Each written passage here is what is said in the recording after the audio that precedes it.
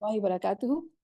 My dear sisters, it's an honor, alhamdulillah, for me to welcome all of you on behalf of ICNA Sisters East Region to today's beautiful session, a series of our mindful beginnings. May Allah subhanahu wa ta'ala accept our gatherings. May Allah subhanahu wa ta'ala make it beneficial for us and our generations as well. Ameen ya Rabbal Alameen. Inshallah, I'll be requesting Sister Aisha Haroon, our guest speaker, to please come and start today's session. Sister Aisha Haroon, she's our beloved sister, a registered psychotherapist, Canadian certified counselor, Muslim youth minister, Islamic life coach. Sister Aisha Haroon. Assalamu alaikum wa rahmatullahi wa barakatuhu. Is my voice all nice and clear? أعوذ بالله من الشيطان الرجيم بسم الله الرحمن الرحيم رب اشرح لي صدري ويسر لي أمري واحلل عقدة من لساني يفقهوا قولي اللهم إنا نسألك علما نافعا ورزقا طيبا وعملا متقبلا آمين. Once upon a time, a long time ago, I used to very beginning of my teaching Quran at home to kids in London, Ontario, actually. A friend of mine was sending her 3 children to me to study Quran and Tajweed and whatnot. And one day she told me, if you see that they are and they're really being cranky and, on top of each other, then please know that they're hungry and just feed them something. And we laughed, of course. But it was my first time consciously thinking as a psychology major student at the time that their attitude, behavior, mom had noticed was connected to their stomach. And I'm sure some of you, if not all of you, have heard the term hangry, when people go angry because they're very hungry. Today's topic is food with mood, or mood with food. Do we not all love to eat? SubhanAllah. And we are going to talk how I am from the mental health profession talking about food. I am not a nutritionist, but today we'll see how strongly your body, your gut, your stomach is connected to your mood and your brain and your mind, and how it affects in so many ways what we do, what we say, how we feel, and all that goes back to the gut. I felt anxious or nervous, and then all of a sudden felt that those running butterflies in your stomach, or suddenly have to go to the bathroom, and you actually end up using the bathroom. In some cases you don't, but most times that when that happens, we end up using the bathroom. And that, my dear, is your mind affecting your digestive system. Maybe some of you have heard that sometimes people who have anxiety, let's say there is an exam or an interview or test, and you see the person is vomiting all night or in the morning, and they just keep on vomiting, and you're like, you were fine yesterday, what just happened? That is anxiety speaking nice and loud through the stomach, through the gut, through the digestive system. And today I just want to shed just a bit more light on that more, so that the people who are here with the intention to inshallah work on their mental health, or their family members' mental health, or their children's mental health, they can make informed decision on day-to-day basis that this all starts not on the street, but right from the kitchen. What if I told you, oh, don't give your child a pack of caffeine and a pill for ADHD and a capsule for anger before you go send them to school in their lunchbox? And you go like, excuse me, Aisha, what are you talking about? They're my kids and I love them. And why would I give them a pill for ADHD? And when I say a pill for ADHD, I don't mean as a cure. I mean that will make the ADHD wake up or even start or be born, or give them a small little pouch that will create the whole spiral of anger and attitude and behavior issues.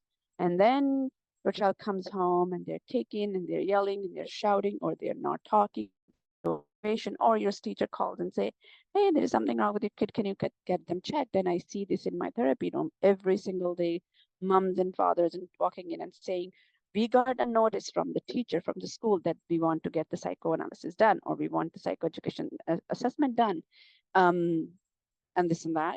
And then they're scratching their head, what just went in my child? We were both okay as parents. Yes, nobody's perfect and nobody will be perfect, but what happened to my child?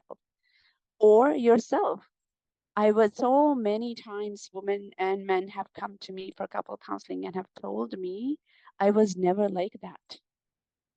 Yes, there's other factor. There's like a bunch of other factors, stuff happening over there. But today we will keep our focus only on food. And if you ask me, what did you just say? I just making my child go through all of this mental health issues? No, it's not your fault. A and B, of course you don't know, but that processed foods, little tacky that you're giving, whatever is in there, cheese crackers or God knows what, and this nut-free, so beautifully big picture of the nut with a cross on it, chocolate or snack or whatever that is in their lunch bag, and then there's a pack of juice or juice. And yeah, well, at least he will have juice or she will have juice. And then chicken nuggets, aren't they amazing? Because it's protein and they need protein.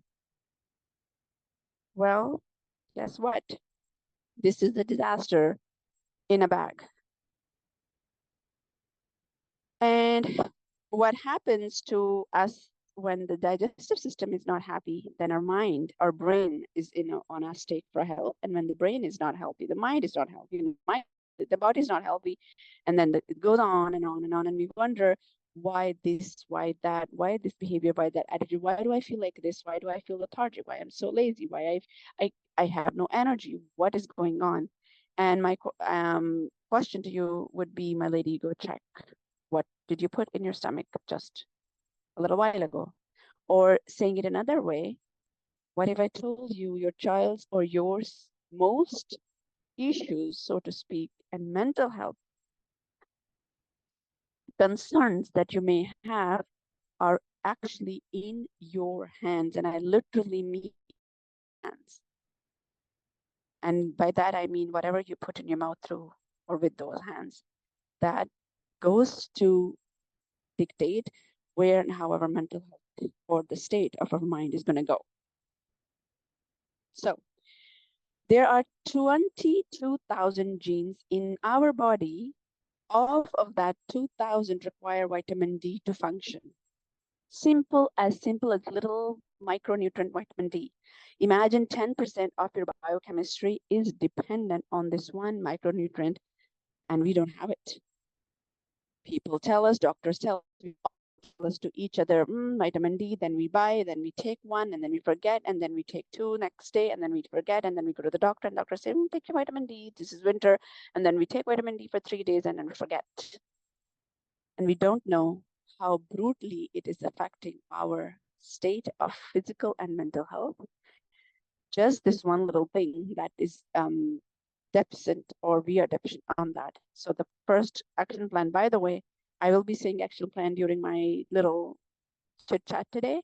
I highly recommend that you write it down somewhere, even if you don't think you want to do it. And of course, you're the boss of you.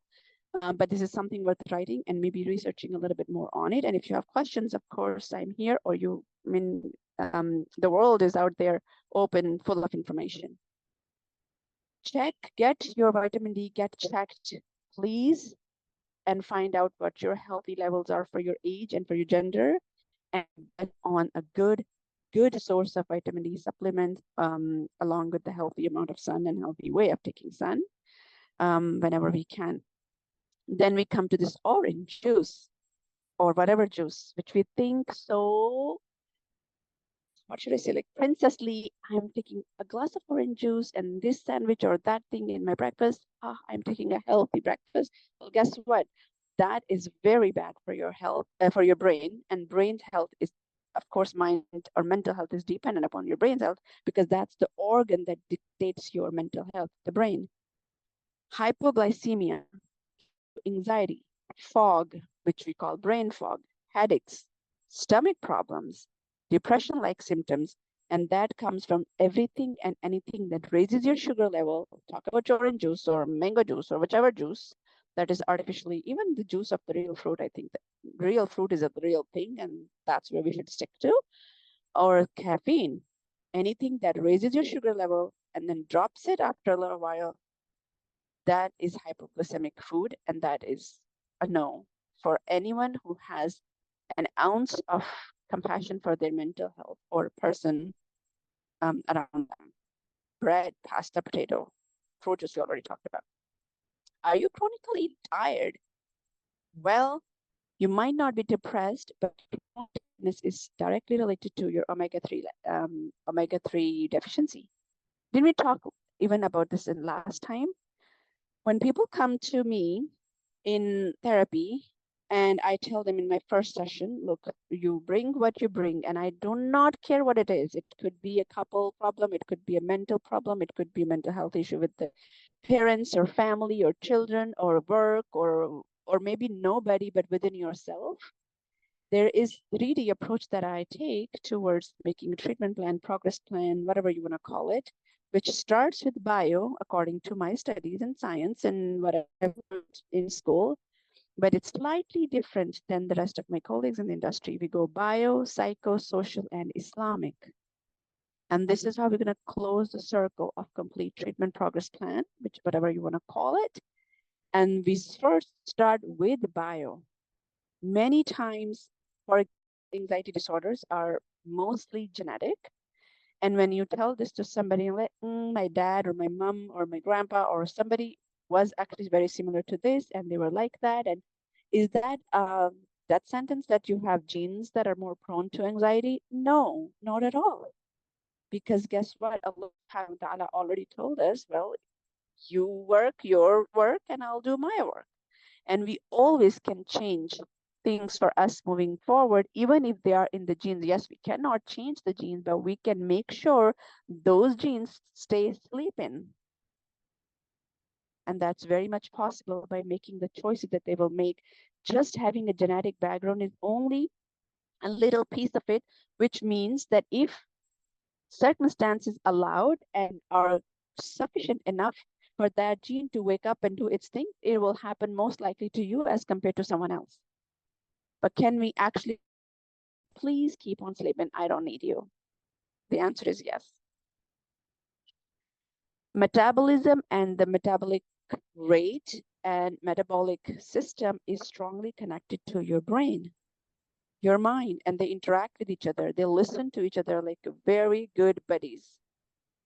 Obesity is a brain dysfunction in many, many studies. It has been found and not a metabolic dysfunction. SubhanAllah. Foods that actually make you nervous, if you already have anxiety or it runs in your family, on top of that, you're taking it, the following foods, well, you're actually preparing yourself for a very anxious rest of the day. Caffeine, gluten, dairy, corn, soya, and the list is a bit long. For that, I would suggest notice what you ate. So that's action plan number 2.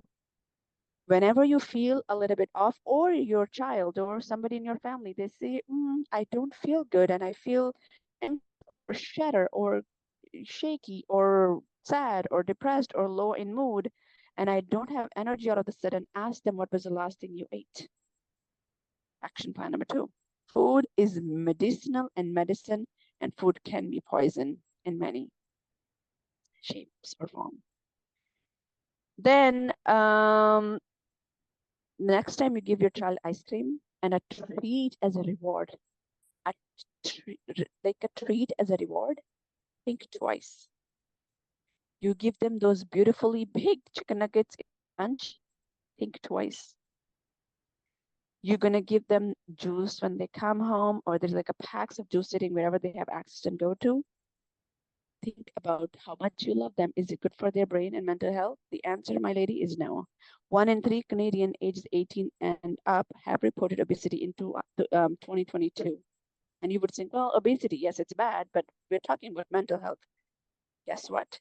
As your weight goes up, the actual size and the function of your brain goes down.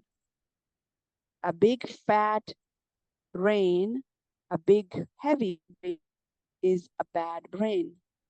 There is no oxygen in it. There is no space to run oxygen and blood flow.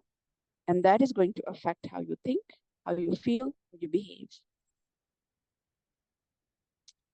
Any food that gives you blood sugar, as we talked about, raises or drops your blood sugar, is really bad for your prefrontal cortex functioning because it's going to restrict the blood flow to brain.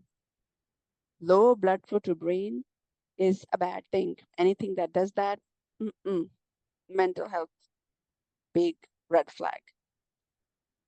Caffeine actually has many studies with shrinkage of the brain. Yes, we have those new nuance coming out that, oh, the caffeine is actually good for you and chocolate is actually, and dark chocolate is very good for you. But sometimes, guess what? According to the science and Quran, alcohol also has benefits. Some of it, but what is the most of it? It's bad and haram in case of alcohol, of course. So just because something has a little bit of a goodness doesn't mean we are allowed now to have it because we love it so much and we have now got a stamp on it that they see caffeine is actually good for you. And there is some study, there are some studies that show it's kind of a side effect of some bad thing that is kind of cool or nice or okay.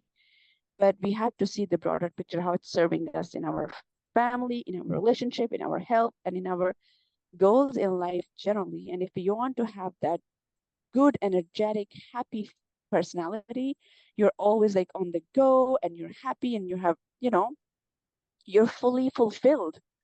We need to make sure what we're eating and what we're putting in our mouth. So what to eat?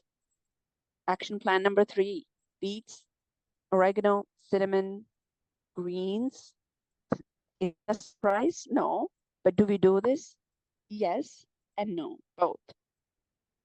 So that's where we have to see first thing, if you don't, a lot of time people tell me I don't have money for therapy and I can't afford it and it's very expensive. And yes, that's true. But guess what? Free therapy, $1,000 or more than that, actually, I should say, advice you want from a therapist who has been working in the field for a while and have seen success. Alhamdulillah, start with your kitchen. Start with every time you put something in your mouth, think, Google, ask, and make an informed decision. This thing and tasting is not an easy one to deal with, but I think we can handle it. There are limbs in our body. People who have heard about cancer or cancer patients, or if somebody had unfortunately cancer patient at home, we had one. We had actually 2, and we lost 2 very beloved family members to cancer. You would probably know what lymph node is and what limbs are. They are the pathways that collect all the gunk, so to speak, in your body, and then it takes it out of your system. You should be having every single day. If you are young and you have young children, then you would probably agree with me and you will say, yep, oh yes. And if you are a little bit older and you have seen children your own who were young a few years ago, or you have grandchildren who are young, you would say, oh yes, here your baby starts crawling or even getting on the solids, and you say, oh, they have constipation. They have constipation. What do you do with the constipation? Baby has constipation. Guess what? They are holding on to all of that gunk that should pass out within 48 hours, I guess. I don't know about this number, but they should be releasing out those gunk, all that toxin out of their body. And that's where the constipation business starts. Guess what? Gut and gut health and brain health are directly connected. 95% of mental health professionals in my field will laugh, like, seriously? Talking about gut and food and mental health? And my answer is yes. We are slowly going that way, but inshallah, soon the information would be out there more frequent and more open to everybody. Still, it's out there. It's for us, on us to go and find it and apply that. There has been right now, I mean, the researchers are happening, but there were so researchers that actually dumbfounded me for schizophrenia and chronic depression. And one of the psychiatrists actually ran an experiment on his own patients. He told them, he said, guess what? I'm not going to give you pills and I'm not going to give you medicine, but can we try this diet? And after 3 months of using, making sure that he was eating clean, he came back and he said, my hallucinations and delusions are gone. It's like schizophrenia times 2. And those paranoia I had about my family's after me, it's actually, I believe now, that was so silly of me. And they were like, what?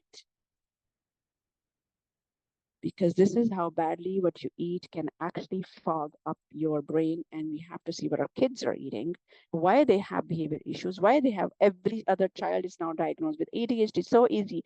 Oh my God, no focus, no distraction all the time. Put ADHD on, put ADD on, put on, anxiety, depression. So young age. Nobody asked, go check what you're feeding them. And what did you eat when you were pregnant with them? And these are my questions when I see you in my therapy room, starting with bio, before I go to psycho and social and Islam. So that's where I would completely condemn the idea of not taking food seriously when we're eating in regards to mental health. And reverse is also so true. When you are not eating properly, how I started the story, that the friend of mine said, when my kids get really angry and snappy at each other and they're gonna just pull each other's hair, please give them something to eat, give them some food. If you're not eating properly and not digesting properly, well, then you will be nutrient deficient, and then you will have issues like low mood, lack of motivation, not want to talk, no motivate, no focus, because your prefrontal cortex is like super done. And other mental disorders. If you're eating junky food, not filled with nutrients, then you will be nutrition deficient. And then what about this can lead to poor mental health. Certain foods can cause or actually increase certain mental health conditions in certain people. Of course, some people are more vulnerable and prone to these things. If you're not digesting your food properly, it's one thing is you eat good food and you're like, okay, I'm trying my best and I'm really on top of everything I put in, but I'm still feeling X, Y, Z. And for some people, it could be true from very some people that you are not digesting your food properly. Then again, you will be what? Nutrient free, deficient. Then how does that work? The huge salad filled with all sorts of vegetables in it, and nutritionist value is very high, but you have unresolved the gut damage. And then you won't be able to digest it properly. And then it will easily or essentially be actually flushing out of your system without giving you any benefit. And then you're like, where do I go with that? Well, start with the gut health. What are the reasons why you might have a damaged or bad gut health or gut damage? Stress goes back to your brain. Your brain, your mind's health affects your gut affects your mind. Mind and body are actually one thing. It's so sad that when we think about mental health, alhamdulillah, it's changing. It's a lot better than before.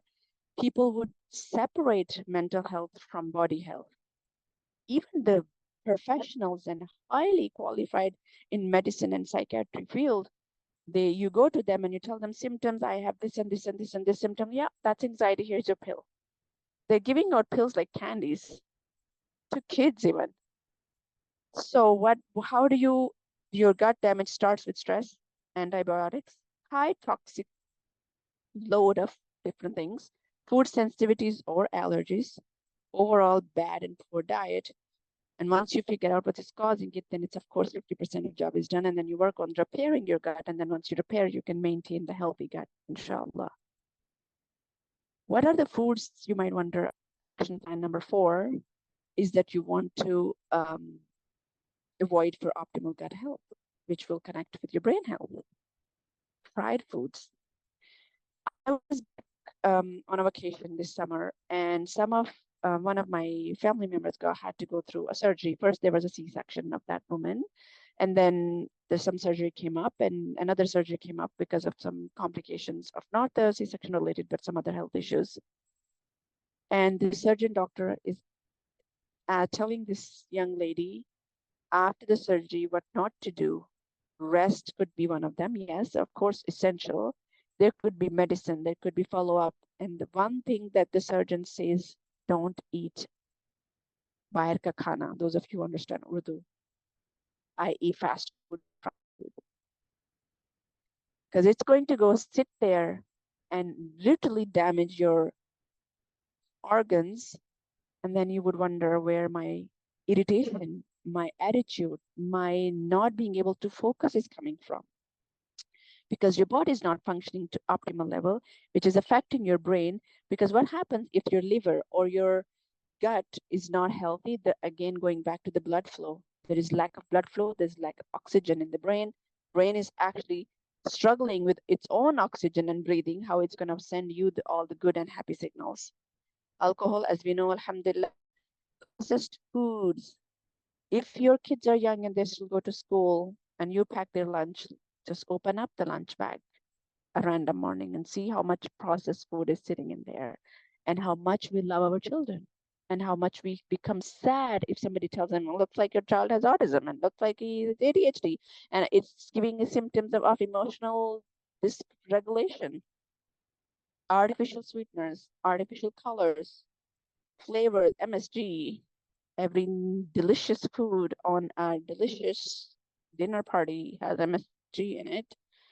Bad fats. So, and when we okay, fat's bad, take out all the fats, but fat is essential for your good health, brain health, gut health, body health, but you want to look for the good fat. Of course, by the way, there is a lady in town in Ottawa. For those of you who are out of Ottawa, you can still contact her and reach out to her. She's amazing, a gut health coach, a gut health specialist. I myself have worked with her because there was a time just not many years ago, and I'm like, what's going on with my gut and my stomach? And subhanAllah, she has a good wealth of knowledge in her field. Her name is Tahira Ismail. If you are in town in Ottawa, you probably know her or have heard of her. But if you ever guys want to take this whole talk today to the next level for your mental health and body health and family health, she might be able to provide good help. And I think recently she's having this group of 10 group sessions with very, very discounted price. But what it is, I don't know. Either contact me or your organizer, Bushra, inshallah, will be able to connect you with her through either me or maybe she knows her as well. Anyways, for many people, dairy is also a thing which we don't think of. And again, we have to start somewhere. Maybe start with knowing why my child is behaving like that. What did I just give them to eat? What are they eating for the last 1 week? What are we having in our fridge? Take a quick look. Water, do we not know this already? The problem, even in the deen, when somebody tells us, oh, 7 times Surah Al-Fatiha, we're like, yeah, and what's next? We want something out of the blue, which is completely bizarre, never heard of, and then it will convince us, oh, yes, I should go apply. But alhamdulillah, alhamdulillah, it is 10, 100,000 times easier than that. We don't have to make it complicated and we don't have to make it hard. It's right under our nose, in our arm's length, alhamdulillah. Water, do we not know that? Good 6 to 8 cups of, depending on your size and body and mass and all of that. Healthy fats, super essential for your brain health, very, very important. Olive oil, coconut oil, avocado, omega-3, salmon, sardine, fish. Fiber-rich foods like vegetables and fruits. Duh, we all know that. Good quality proteins like grass-fed meat. Here is what's going on with our poor children and our families and with ourselves. This chicken that we buy on wholesale box, God knows, after 3 hours of being born, it was injected with 3,000 hormones. Then it was mature within 3 days and was sent to this slaughterhouse. God knows what happened there with them. Then it was given to this big chain of whatever. Then it sat in the freezer for God knows how many months, and well, I don't know, actually weeks or days. And then it comes to the store and then we buy its beautiful looking chicken. Chicken is good for health. It's a healthy food. And who doesn't know that chicken is good and healthy food? And then we bring them home and then we buy them, of course, a lot. And then we put the rest in the freezer and then we cook it. And here goes nothing in our body. If anything, it's actually bad. So time to think. time to think, time to think. A variety of herbs, sometimes we think, oh, healthy food is going to be a torture. It's going to be sad. And I love to eat. And you're talking to somebody who loves to eat and who loves to cook.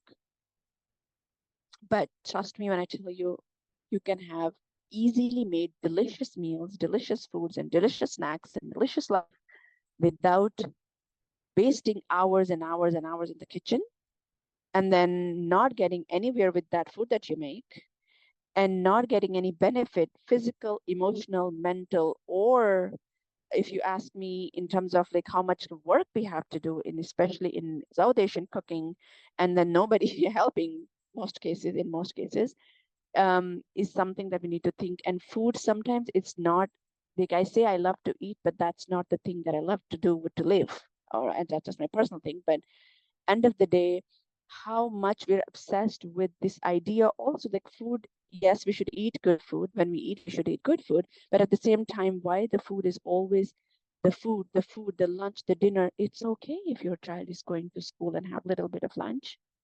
We are Muslims, we know fasting. First, we give them lunch to take school with them to take to school. And then we have lunch for when they come home. And then we have dinner after 3 hours. Like seriously, we need to think. We need to think, girls. We need to think. We need to change our relationship with the food and our priorities that are stuck with the food. And then I had one time, this woman was my actually patient for some other reason, but all of a sudden there's some incident she was relaying that happened in the house. And she's like, my husband said there is no way you can cook anything without meat in it. Like goat. Okay, goat is good meat, and especially if it's grass-fed, very good. But every single day, are you even in your senses? That's not healthy. Not for your gut, not for your mood, not for your health, not for your sleep, and definitely not for your brain. So yes, and sometimes, well, living in Canada, most of the times, or even outside of Canada, you need some multivitamins, some supplements to support your health because the food out there is interesting, and it has to be, we go through a lot of scanning before we can say, yes, that's a food that I would like to eat and feed my family.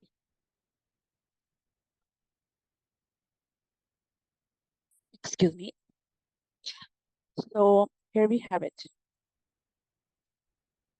The bigger the body, and your children as well, you can look at your kids and see where they're going. And obesity doesn't mean just having a big body. It also means you're not the right body size according to your gender and age.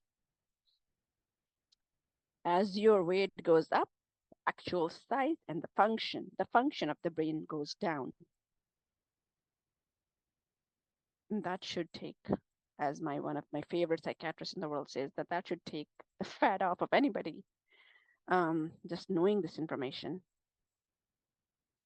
So I am going to lay my case and let you have 10 minutes left because I really have to go to work right after. So I'm just going to ask if there's questions. I'm here for you for next maybe 10, even 15 minutes. Bismillah. Jazakallah khair, my dear Aisha.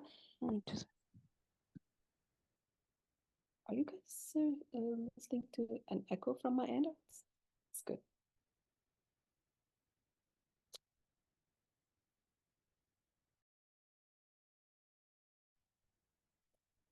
Aisha, we have got a couple of questions.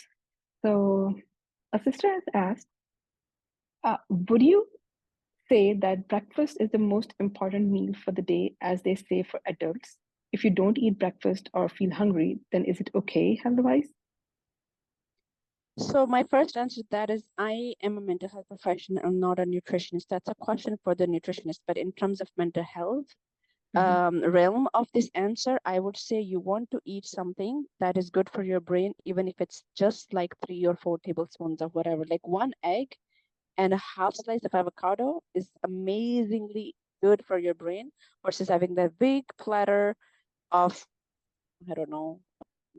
So yes and no. It depends what time are you eating. If you're really going high road and you want to take your health, mental and physical, to the next level, then what I have done in my research for my own health and for my own self, eating not right after, as they say, or they used to say. Maybe you want to wait for about an hour, 2 hours, and then eat something, but what that something will literally should be a breakfast level dose. Like imagine our ancestors who we follow, they would eat the 3 or 4 or 7 or whatever number of dates, and they'll go fight in wars and battles, and a glass of water, and that's them. Well, thank you for this question. Actually, that brings me to a point that I wanted to make in this a presentation, which I forgot to mention, is that especially from the Islamic perspective. So again, going back to 3D approach, biopsychosocial Islamic, I'm going to bring the Islamic part here. You want to, the fastest criteria for you, the quickest scan and application that you want to have in your phone, not in your phone, in your system, in your mind, is it tayyib and halal? Instead of looking at teaching our children to look at the labels to find out beta if it is halal or not, first ask them, is it tayyib, so we can look if it's halal or not.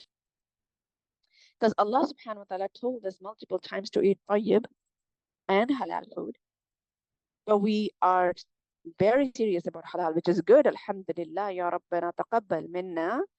But you also have to see the label, which you don't even have to see the label. You have to just look at that and say, is it tayyib? Like that big bag of chips that you're buying on sale, is it tayyib? Food. The answer is no. And then reverse, if we look at for example, sometimes, again, we give the example of alcohol too. Yes, it's haram and it's not halal to consume, but it's not even tayyib because it has more harm than it has its benefits. Then look at that chicken that we talked about. Yes, chicken is halal and it's a good food. And if it's slaughtered the right way, alhamdulillah, but where and how was it even brought? Like, can we have access if we're eating 8 chickens in a month to consuming as a family? Could we eat only 2, but get the expensive, the right ones and the good ones and the organic ones, or, you know, the free chicken thing? But going back to the breakfast question, no, you don't have to be super fixated at it. You know, right away you need breakfast. Not right away, first of all, you don't need breakfast. Couple of hours wait is actually good. It comes under that scientific fasting, and that's healthy, but also it's important to see what is in your breakfast as well, of course. I mean, I'm sure you know that, but yeah. Jazakallah khair, Aisha. And so since we are talking about food, so there's a question as well. So somebody has asked that nowadays the teenagers, they want to put on weight and they start taking protein powders and a lot of meat and stuff. So they just want to know that does this affect their mental health as well? Well, protein we need, and what is the source of protein, that I don't know. It will have to be very custom made, personalized to the person need, but we have to start from the good ones. If you have good red meat or the goat meat that is grass fed, if you can get your hands on, yes, it's expensive, but it's available out there. And they can eat, like if you're a member, 4 or 5 or even 6 family member can eat 1 goat in a month and a half's time. That's enough good protein. And going back to the question, what teenagers are just obsessed with the protein powder, God guide them, I would say. But is it bad? I don't know. Again, it has to be customized to who is taking it, why are they taking it, are they doing any physical exertion other than the regular exercise? These factors have to be taken, noted before we can go into this saying yes or no. But end of the day, when everybody's doing something, that's what they want to do it. And if it's just that superficial, follow everybody, then it will pass very soon, hopefully, inshallah. And they will have it, and then it's sitting in there and nobody's taking that powder. But if they're obsessed with it, and they're taking it really religiously, then I would really ask them to consult with the professional and not with the Google and YouTube and TikToker. That's great. Jazakallah khair, Aisha. Dear audience, Sister Aisha is here. We have a couple of more minutes. So if you have any question, please go ahead. You can definitely type in the chat box, and inshallah, I'm going to ask Sister Aisha about it. Aisha, just a last question from my end that I have received from one of the person. So they've asked that there are people that they had been eating, wheat flour for maybe decades and nothing has happened, no headaches, or their gut health was fine, but suddenly now they are allergic to gluten. So they're having these headaches, their stomach upset and all that. So it's very difficult for them to understand that why now. It's been 20, 30, 40 years that they had the same diet and suddenly now they are, allergic to gluten. And it's really disturbing for them. So Good question. First of all, I would say gluten, wheat flour, roti, paratha, naan, whatever that is, or anything else in life, one good golden tip that you want to write down in your journal, if you have a progress journal for yourself, is to learn the art of detachment. It's very, very helpful, very productive, and very positive. Just so what I tell you, I'm not a Canadian born, I am a first generation Canadian. When we came, when I came to Canada, I had allergies like nobody had heard. Sneezing, I started having a lot of interesting symptoms with that, which I don't even want, I think I want to mention here. But I didn't know for a year and a half that these were allergies. It was like, oh, I'm just sneezing, I'm just sneezing, I'm just sneezing. My mother does have history of allergies, so it runs in our family. I was aware of that, but I crossed my mind, being a very young person as well, that it's the allergy. I'm from Pakistan, by the way, for those of you who don't know. Never had any sneeze for any reason. And all of a sudden, now I'm sneezing away my life, my dark circles, my life was fully, not fully, I should say, like a lot of it dysfunctional because of those sneezes and allergies and whatnot. And eventually I went to the doctor and found out these are allergies. And then I was drowsy, and then I was driving half asleep because of the side effects of those medications. And I did not know that it was a side effect. And nobody ever told me, who gave me those medications, did not bother to tell me that they can actually make you drowsy. Of course, I could read, which I did eventually, the label. But my point that I'm making to your answer, sister, is this. After many years, I went back to Pakistan. I didn't notice about my allergies. I kind of forgot about them because I was now taking medication every now and then. It was in my pocket, in my purse. The moment I feel a little tickle, I know now the disaster for next 7 days is going to come and I have to take the pill. This time around, in this summer, we were there for a whole 2 months, and I completely forgot there's a thing called sneeze. What is the connection with your question? You probably, this is my assumption, and I could be wrong, have been eating wheat flour in another country from your childhood or whatever, and now you are in a different place. Number two, you're a different age. Number three, if it was affecting, maybe it was affecting in so minimal level that you didn't even notice. If it was, we don't know, and I'm not saying it was, but even if it was affecting so minimal level that you didn't even notice anything, and now your immunity and your body's strength to handle it is actually weakening too. Could that be? But more than that, I would say it's the environment. That's one. The change in the climate, the change in the environment, the change in what you're consuming is not the same wheat that you used to consume just a few, years ago. Secondly, the wheat that comes now, first of all, it's not the same level and it's not the same place, and it's not grown in the same kind of dirt that your body is accustomed to and has been used to or adjusted to since you were born and wherever you were or where you come from. If this is even the case with you, I don't know if you never have been in another country, then it's totally not related to you. But this will still will be related, is that the wheat that you consume now is actually extremely, I want to use the word fake. It's not the wheat that we used to consume or our parents used to consume, regardless even if you haven't changed your land or your climate or your environment, but still they're like hormones, growth, and the amount of production that they have to do, they are just putting injections in everything, and it has its side effects. So that could be one thing. And whatever the reason may be, which is good to find out, there is no harm in that. But the point is, if something is harming you, and no matter how much you love it, or you loved it, or you did not have a problem with, well, that's a time to call it a divorce. And because it's not working for you, it's not functioning for you, it is making your life a bit harder. The gluten, if you have allergy to gluten, that means you have that celiac issue. Not a good thing, because if you have celiac issue, which allergy, then the hairy looking membrane in your stomach is actually completely damaged or will get damaged if you don't stop, which means whatever you will put in your stomach will not take out the nutrients from it, because that hair looking membrane is either gone or will go away.